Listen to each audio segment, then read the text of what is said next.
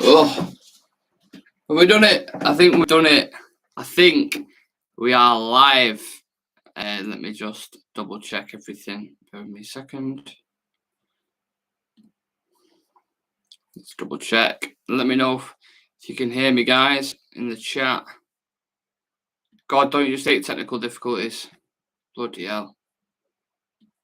Hello, everybody. Welcome. Good afternoon. And welcome to Real Reds Talk. Let me just double check my sound because we've had some technical bloody difficulties and it's been, a bit of a nightmare to say the least. But I'm here now. That's all that matters. Join me in the chat for your comments in. Just double checking my sound because, we're good. We're good to go. So, hello. Good afternoon. Welcome to Real Reds Talk. Just me today, you lucky sod. So, we've got a bit of a surprise head-to-head for you lot. As you've already seen in the thumbnail, or what you're about to see in the thumbnail, is head-to-head with Rabiot and McTominay. And as I said, we didn't have one scheduled, but in light of recent news, we have agreed a fee for Adrian Rabiot of Juventus. We thought it was only right that his opponent, in this head-to-head would be Scott Mctominay, coming fresh off that embarrassing performance against Brighton. So because both players are midfielders, what I'll be focusing on are things like passing accuracy, interceptions per game, total duels won, all that kind of good stuff. Right, let me just see, because Sam's saying, unmute your mic. Can you hear me? Let me know if you can hear me. Put it in the chat. You sure I could hear myself then on the thing?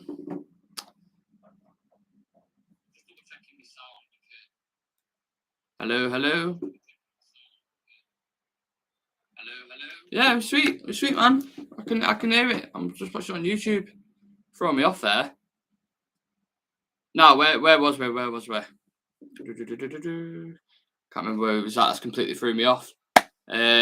So because both players are midfielders, I'll be focusing on things like passing accuracy, interceptions per game, total duels won, all that kind of jazz. But before we dive into the show, make sure you drop a like on the video, hit that subscribe button. I think we're currently like 6 of 350, something like that. So if we hit that mark whilst we're live, I will do the famous shot of whiskey to celebrate this terrible signing.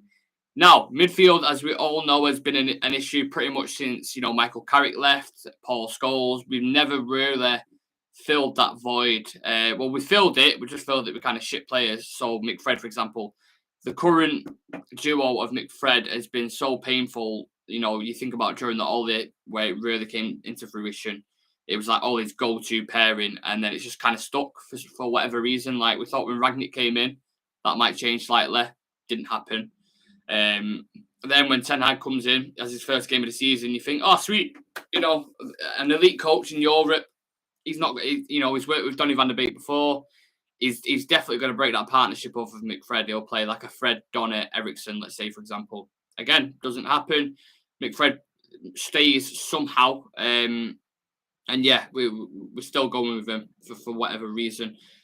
And for the reason that it simply does not work. They do not work. They are incapable of conducting a game.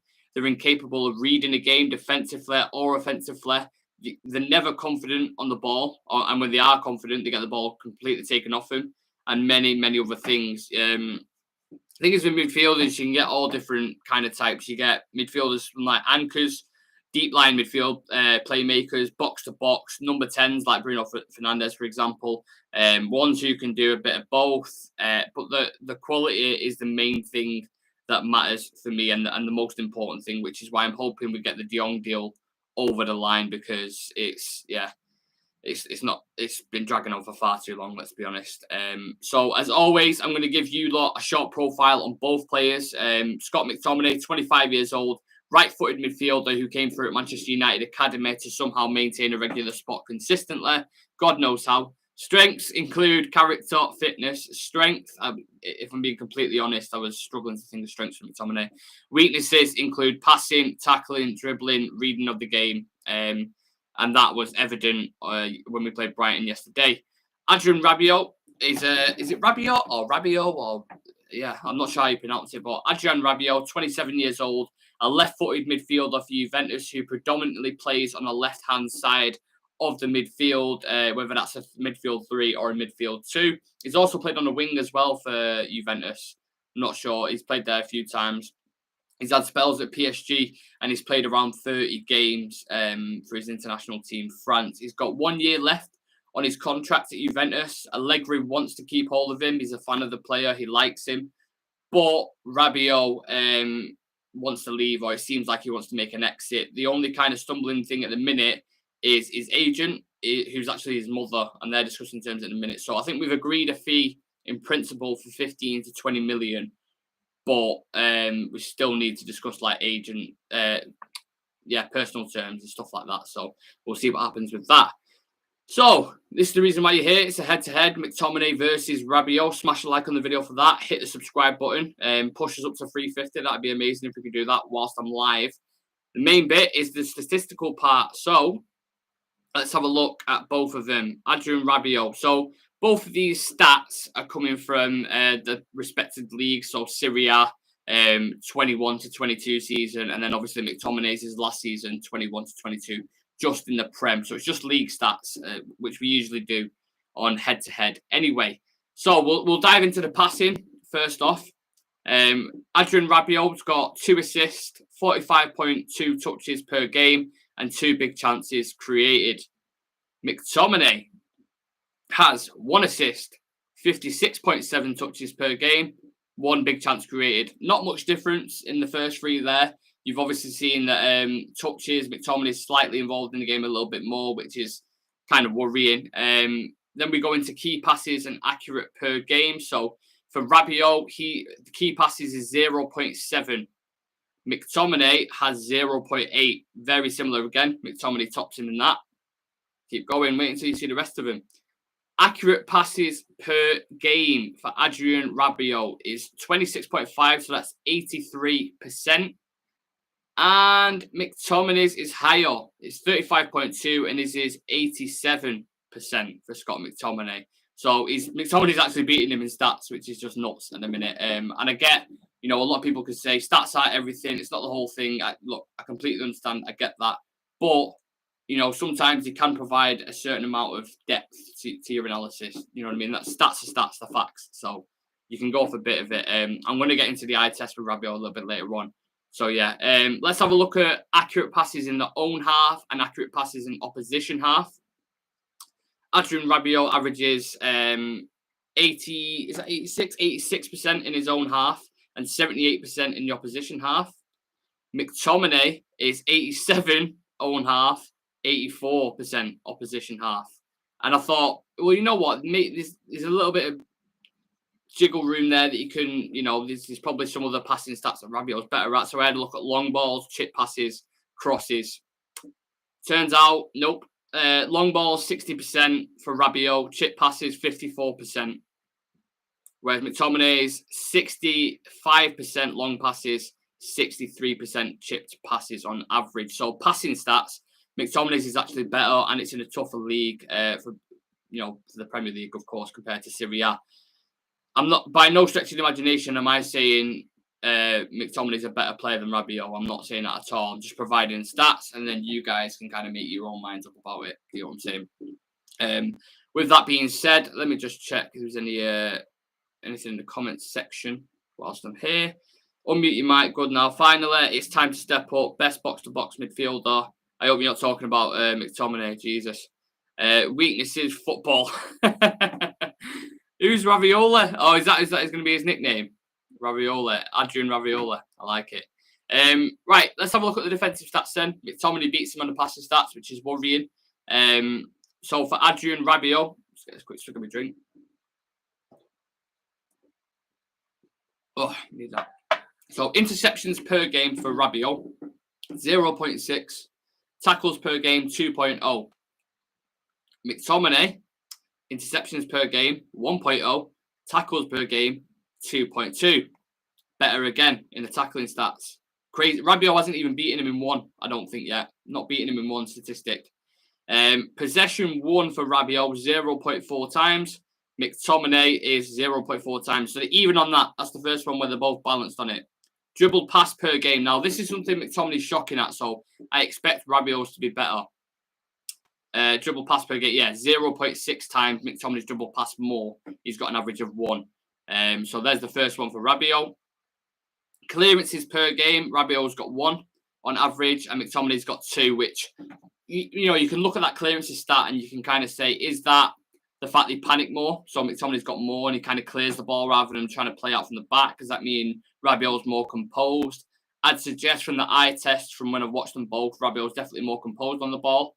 He's got a better passing range, but I know the stats there wouldn't suggest that, which is a bit mad, because when I've actually watched him, Rabiot looks comfortable. He looks more like an actual creative midfielder and can link play and stuff.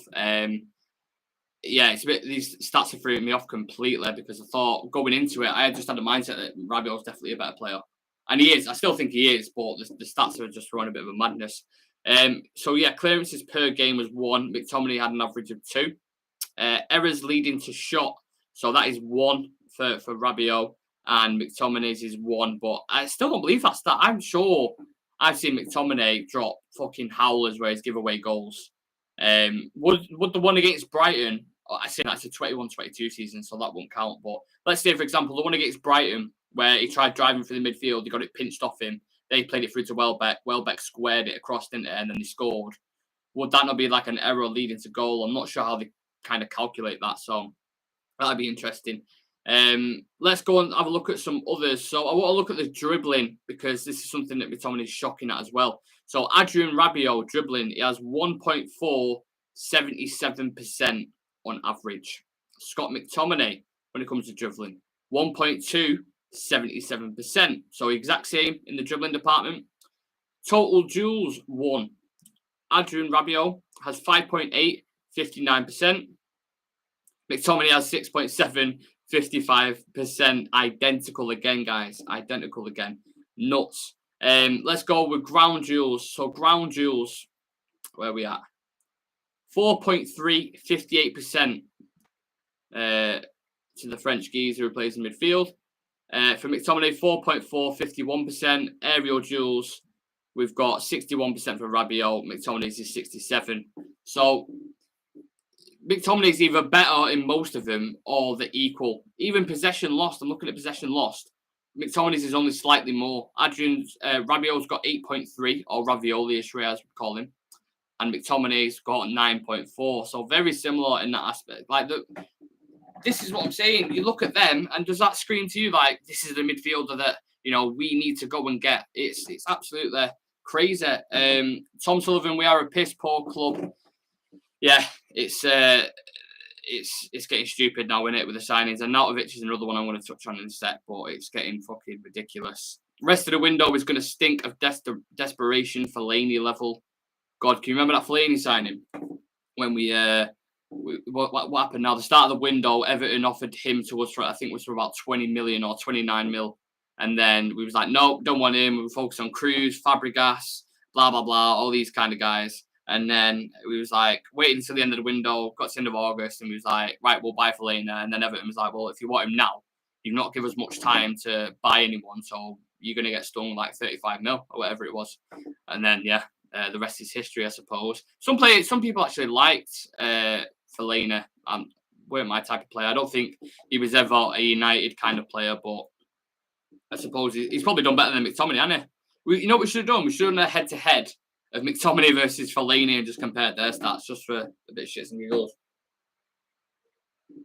So yeah, anyone who's stuck with me through them stats, I know sometimes stats can be a little bit boring at times. Some people don't like statistical data and stuff. Some people prefer the eye test, and I get that. I completely understand. This is why you lot are joining me right now. Let us know what you think, guys, on both players. Scott McTominay, I'd love to hear your thoughts on him.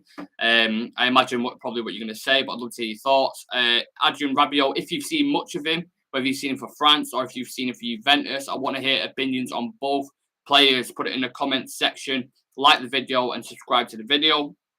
I don't think, from what I've seen on socials, I don't think a lot of people are happy with the Rabiot signing from just reactions, pure reaction of what people have been putting. Players that have played with Adrian Rabiot before have, mentioned stuff about his attitude. He's got a poor attitude. Sometimes he doesn't turn up to training proper. Coaches have mentioned it as well.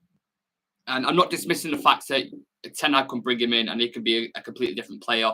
He could like the challenge of the Premier League. But this kind of signing feels like we're desperate for depth. I feel like it's an easy option because he's got 1 year left on his contract. It's a proper Glazer signing. That's what it just feels like. Is he better than Scott McTominay? My personal opinion, I think he is. But statistically, he isn't. That's just facts. That's just pure facts. You can go check them out for yourself. I think Rabiot, as I mentioned before, passes the eye test much more and is much more composed and comfortable on the ball. In that role when you're watching play for Juventus.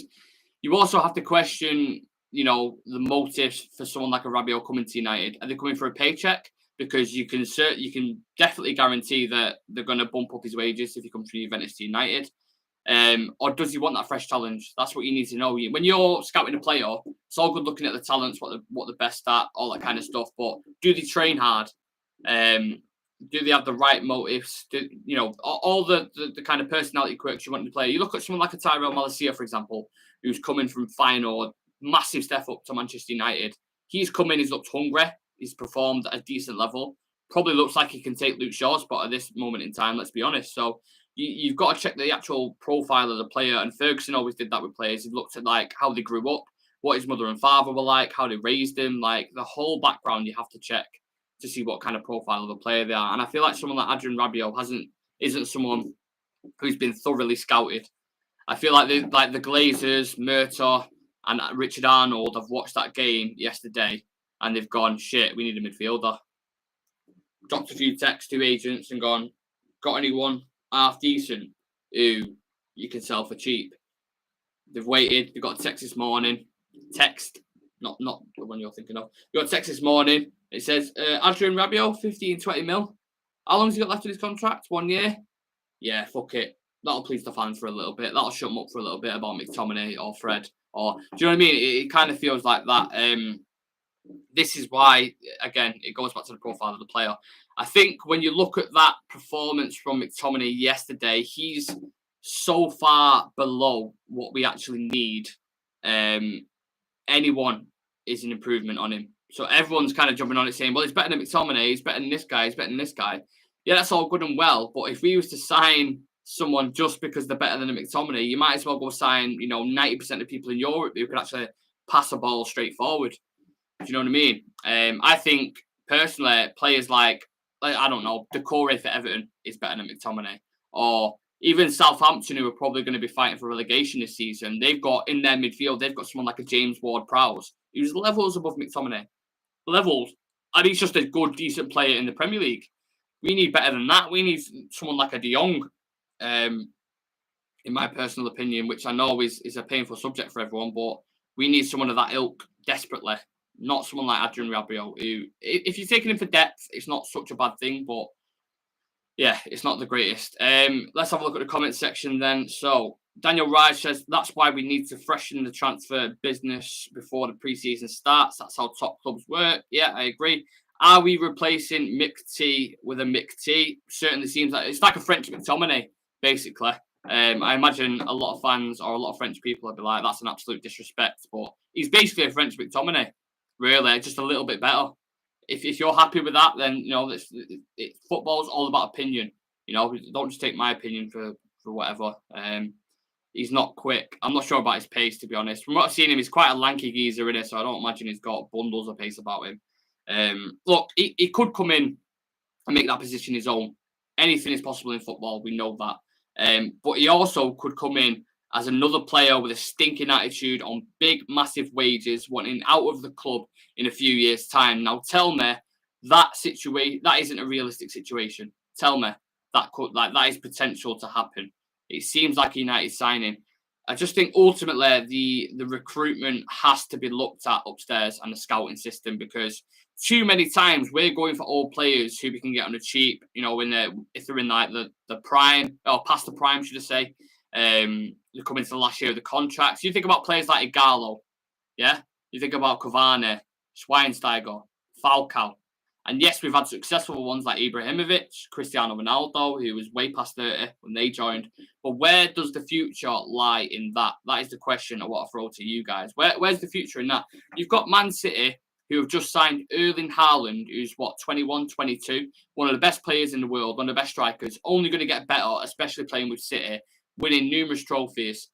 He could be, the world's elite striker for the next 10 years. And they've already, think of all the players they've already got to surround him. And they brought Julian Alvarez in as well, who we was talking about on Real Reds, talking about December. We was doing like a little scouting video on Julian Alvarez. Even Ragnick suggested Julian Alvarez to the board, and he was like, nah, don't think so. Not going to go for that. Then you've got Liverpool, who signed, a player we was linked to, Darwin Núñez. Bit of a heavy price tag, 80 million plus 20. By the looks of him, he's probably going to repay that price tag because he looks decent. A little bit of a level below Haaland, I suggest. But, Liverpool are recruiting there. And in the positions, they've already got Jota, who can play there. They brought in Luis Diaz. I know they've lost Mane, but they've still got Salah. Like, they've got depth in them attacking areas. It's absolutely crazy.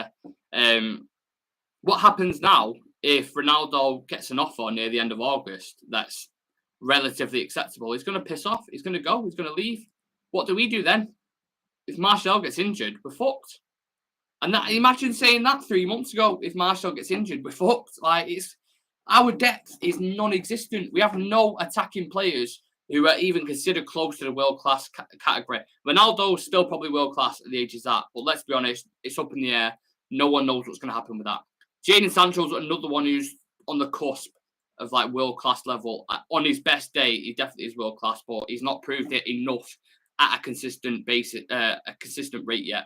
So there's another question marks over there. It's lack of organisation, it's lack of aggression in the market, lack of proper scouting, like thorough scouting, and just lack of competence, unfortunately. And until that changes at the very top, I think it'll be extremely hard for any manager in world football. You could put Pep Guardiola in there, you could put Jurgen Klopp in that dugout, and I don't think anyone is going to be successful at Manchester United until the owners really change the ways and until the board really change the ways. That's just unfortunately how it is. Let's have a look at some more comments then. So Glazer's out now. There's going to be protests coming in weeks. How far have we fallen? Timber, De Jong and Neves to Rabiot and Arnautovic. Yeah, Arnautovic we're actually going to touch on in the Instagram live that we do later on. I'll be live with the lads, so make sure you follow us on Instagram. You don't want to miss that. There's another comment there from Adareme Abiola. Sorry if I've pronounced your name completely wrong. He says the board is to blame if Manchester United falls this season. They are not ready to support the manager. And I think you speak for all fans there when you say that when you look at the recruitment, how they're going about it. They, like Gary Neville said, I don't want to be repeating points and sound like a parrot or anything, but we've knew about these problems in midfield, attack, depth in certain areas, the issues with players underperforming, inconsistencies. We knew about them for ages. We knew about them for years. Like I said before, the very start of the video, Carrick and Paul Scholes left the club, and we never really properly replaced them. I think the best midfield we've had post Carrick and Scholes was probably Pogba, Matic, and Herrera. Would you say that's fair to say? That's what I feel like. So, and that wasn't like top level. The furthest we reached for that was second on the Mourinho when he said that was one of the biggest achievements of his career. So it just goes to show we never. Why have we not gone and got that really? Even if you got to spend 80 million at this point, I'd pay De Jong's the wages that's owed from Barcelona. I know I said at the time, I think it'd be a bit muggy if you pay what Barcelona owe him. But we are desperate right now. We're desperate. You're getting Rabiot for 15 million. What the fuck are you doing? You're getting Arnautovic for 9 million euros, who's 33 years old, been in China for the past 3 years, and was shit for West Ham. Whereas, I know they're saying it's depth, it's not the main striker. But like I said, Ronaldo leaves. We're left with Arnautovic and Martial, who both, quite frankly, have stinking attitudes.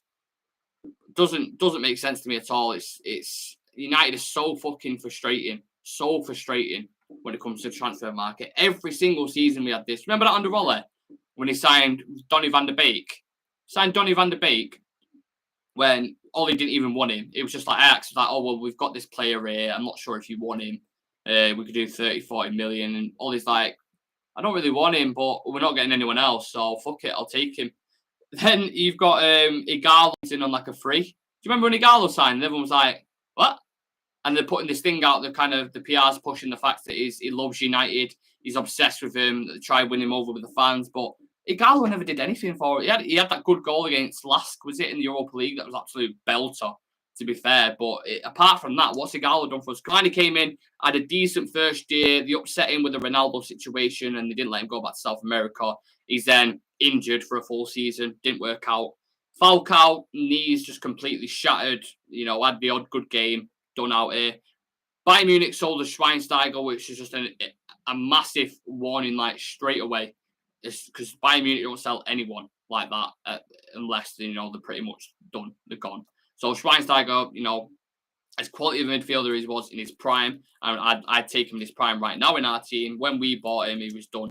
Morgan Schneiderlin in midfield. Morgan Schneiderlin, what the fuck, from Southampton? Like, he was still going for the same. The recruitment hasn't changed at all. Look, Murtaugh and Richard Arnold and all these guys can sell this promising project, and things have changed. There's all this PR spin.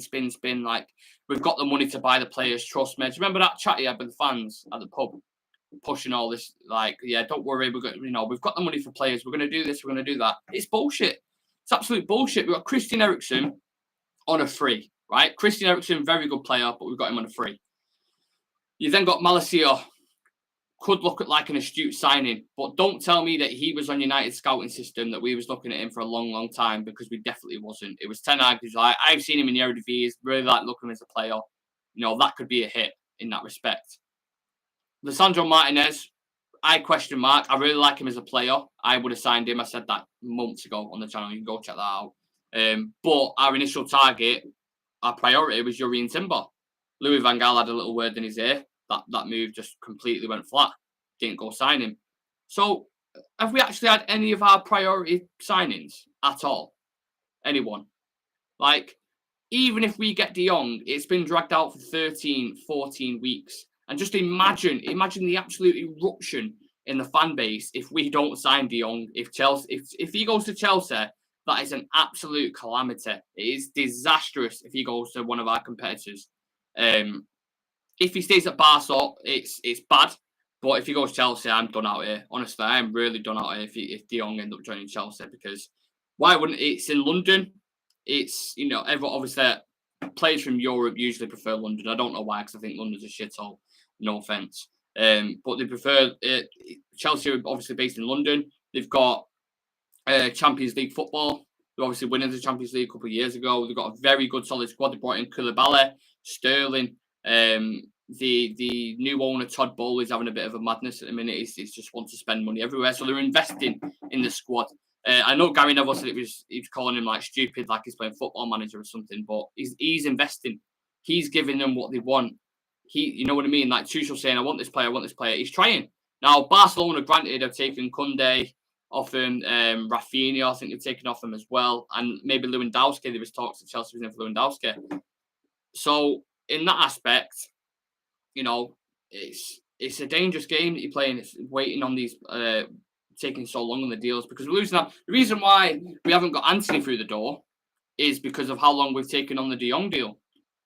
That's the reason why that's taking so long. And now they're saying, Ajax saying, well, we've lost Haller, we've lost Masarauri, one of the good right backs. They've lost Lisandro, one of the main centre backs. They've lost Onana, the keeper. They've lost Gravenbach. They've lost They've lost most of the team, most of the first team. And now Ten Hag going back in and saying, well, our board are going back in and saying, we'll have Anthony. They're like, no chance, mate. No chance. You've waited too long now. If you want to buy him, you're paying 80 million, mate. That's gone flat. We can't buy Anthony now. So now we're looking at fucking Arnautovic. Oh, God. I could honestly, United, just absolutely peppered when it comes to the market. They couldn't negotiate the way out of a fucking room on their own. They're just terrible. Let's have a look at the comments. Let's have a look. We will be mid-table at best this season. Probably, yeah, if you're judging off that performance yesterday. Nkunku, Nunes, De Jong, Sangare, Kamara, Ruiz. All we were able to get, and we didn't do any of them. Nkunku, I feel like, was a little bit more of a Ragnick signing, but I love Nkunku. I think he's a fabulous player, and I think he'll get a massive move next season, probably to Real Madrid. De Jong, yeah, touched on that. Ongoing saga. Sangare just signed a new contract with PSV. So his fee, which initially, if you're going to go bidding for him before he signed his contract, was probably looking at about 30, 35 mil. Now he signed his contract, he's probably looking at 50, 60 mil. So probably missed out on that deal as well, even though he was never really heavily linked with him. Who else you mentioned? Fabian Ruiz. That's the guy, the midfielder that plays for Napoli, right? The Spanish player. Nice little player. I think he's still available. I think we've seen links with him as well. If we can't get De Jong, he's another alternative that we've been looking at. I do like him as a player.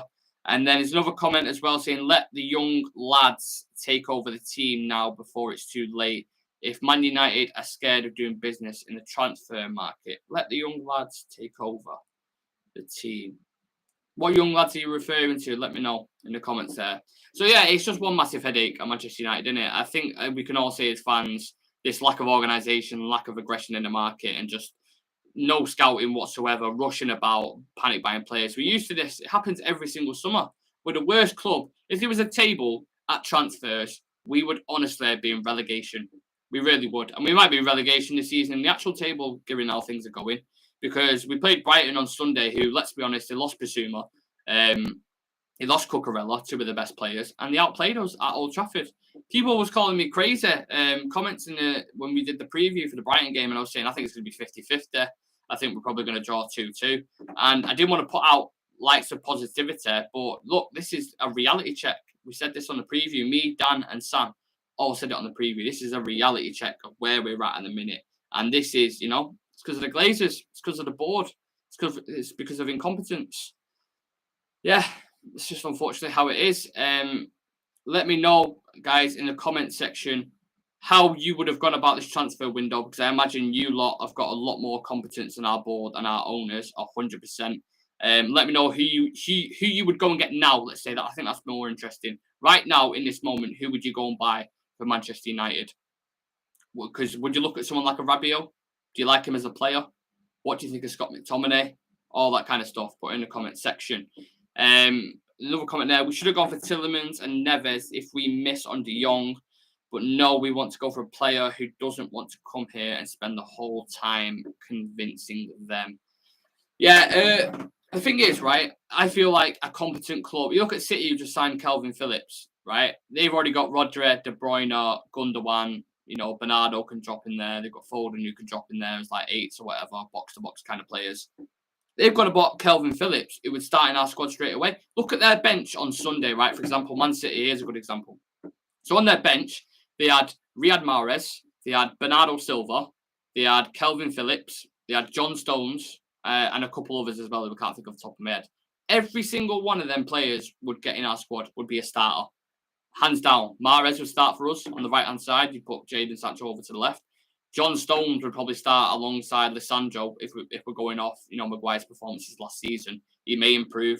I don't want to be like an agenda FC, but I would start John Stones personally right now over him. Who else did I say? Bernardo Silva would 100% get in our team, no doubt, in multiple positions. Probably take over a Rashford spot or a midfield spot because he can play that. He's very versatile, can play anywhere. Yeah, the full bench, Calvin Phillips will get straight into our squad as well. And that's who they've got on the bench. So we need that quality in our team. We need about 8 or 9 players. Honestly, I think Jadon Sancho has got a massive potential and a massive career ahead of him. David De Gea is question marks over his distribution, but he's a world-class shot stopper, so that's something doesn't need addressing straight away, but I think eventually it probably will need addressing. Cristiano Ronaldo's still world-class, but he's 38, he's not getting any younger, and he wants to go to another club. Then you look at the rest of them. Rashford had one really good season. We're kind of relying on him to recapture that form and become the player that we thought he would. Not sure if that's going to happen or not. Luke Shaw had one really good pre-season. Well, that's why everyone's calling him Shawberto Carlos. Not pre-season, one really good season, sorry, with England and with Manchester United. And we're kind of hoping he recaptures that form. Not sure if that's going to happen. And then the rest of the squad, Fred ain't good enough. McTominay ain't good enough. Maguire, from what he's shown, ain't good enough. Dalot, question marks about his defensive positioning and his ability. Going forward, he's very good, but he's in behind. If you watch Welbeck and Trossard, of the game yesterday. Shocking, absolutely shocking. Make sure you drop a like on the video as well, guys. If you can, run 8 likes in a minute. Try and get it to 10. That'd be nice to get double figures. And hit that subscribe button. I'm not sure how many subs we're on at the minute. If we're on 350, I'll do a shot of whiskey live on the channel. Let's have a look. How many are we on?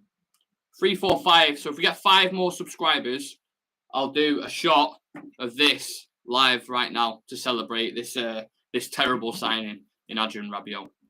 But yeah, just as to kind of summarise, if anyone's missed the stats that I went through with McTominay and Rabiot, McTominay actually bettered him in a lot of stats, and people in the comment section can testify to that. Now, on the eye test, if you've watched him for Juventus or if you've watched him for France, he looks like the better player. But as I've said before, and at the risk of repeating myself, you don't just want to go get a player and put him in our midfield just because he's better than Fred or McTominay, because there's about 1 million players out there who are better than Fred and McTominay. Go get Rabiot from Southampton because he's probably better than McTominay. Do you get it? Do you get the point? So we need a world-class player in there. De Jong's looking like it's ongoing. I know things came out today from David Ornstein, I think it was, with the Athletics, suggesting that Barca are going to take him to court or something. So this is turning into an absolute Hollyoaks saga. It's turning mad. So this looks like it's going to go on for another few weeks, unfortunately. Probably until the end of the window. So De Jong's still up in the air. The question I would pose to you lot, would you not offer McTominay to a Southampton, to a Crystal Palace, to someone like that? Even not Brighton, because the way they play probably won't fit in that system. But I think he would do an all right job for a team at the second half of the Premier League. Why not sell McTominay? You could easily get 20, 25 mil for him. He's only 24, 25 years old. You still get a good 7 years out of him. Consistency. Rarely gets injured. Obviously lacking quality in the passing department and stuff, but he'd still do a good job. Why not go get 25 mil for him and go get Tielemans? Tielemans is available. Yeah, he's got 1 year left of his contract. Leicester haven't signed anyone. They've got massive injuries. They're probably going to sell for Fafana for 80 million. Not an inspiring project there. So why not do that? That an astute club would do that, would they not? It doesn't make sense at all. This club's so fucking frustrating, man. A few comments here. Let's have a read. Get us some fighters like Roy Keane. Yeah, we could do with some fighters like Roy Keane in the midfield. I don't think them players exist anymore, if I'm honest. Rabiot doesn't look like a Ten Hag signing. Is this the board take things into their own hands to try to pacify the fans? Exactly, Severe. Exactly. This is what I'm saying. It isn't. It doesn't feel like it. It feels like they got a text after that Brighton game. They've had a look in the morning and the board members have gone, Adrian Rabiot, 15 mil. Yeah, probably take that. What if Ten Hag don't want him? It's all right. Doesn't matter. You'll have to deal with it. He's better than McTominay, innit? And that's probably how the conversation went.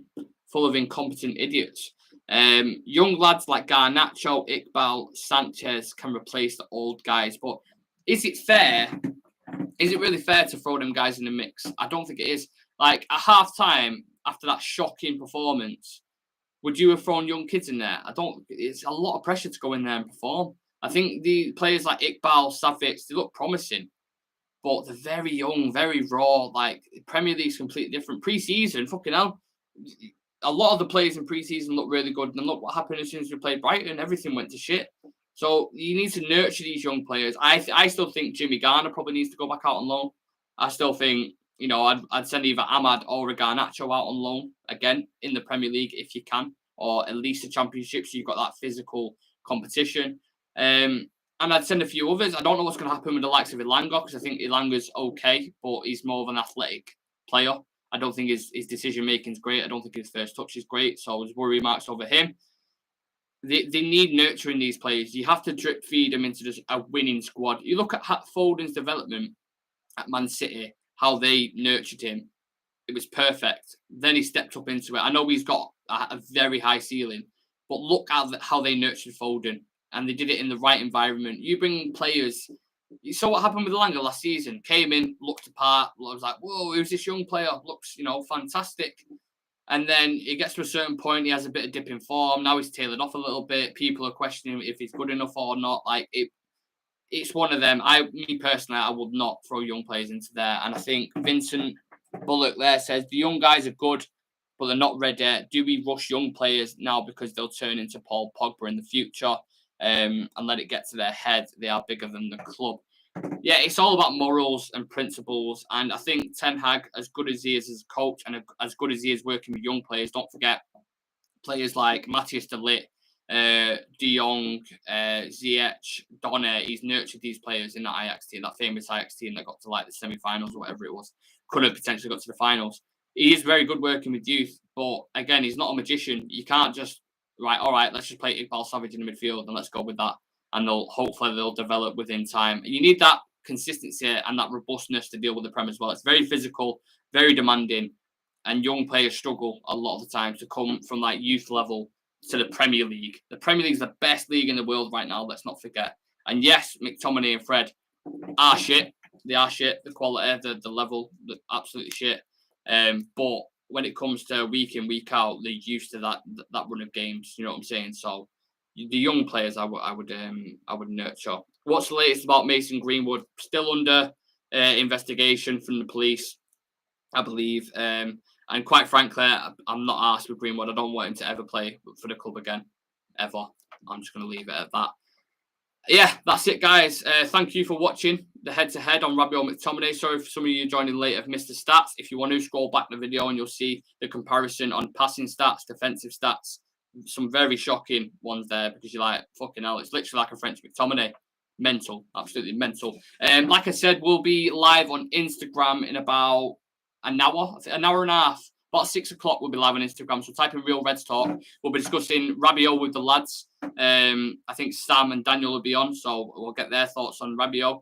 We'll be discussing the board, the Glazers, loads of shit. It's going to be a very interesting debate and conversation. So join us over on Instagram. Follow us on socials as well. If you like funny clips, head over to the TikTok, Real Reds Talk. If you like regular news updates, literally every 5-10 minutes, Dan runs the Twitter over there for us, and that's, yeah, very good for that. What else have we got? What else am I missing? Just Real Reds Talk. Just type in Real Reds Talk anywhere and you should be able to find us. We have a growing channel, and the reason why we're growing is because of you lot subscribing and liking the video, and we really appreciate that. Anyone who watches YouTube knows how much of an absolute grind it can be trying to get them subs up, trying to get them likes up. So I really appreciate genuinely everyone in the chat, everyone interacting. And yeah, we'll see you in the next one. Come join us over on Instagram live 6 o'clock. I'll see you then. Peace.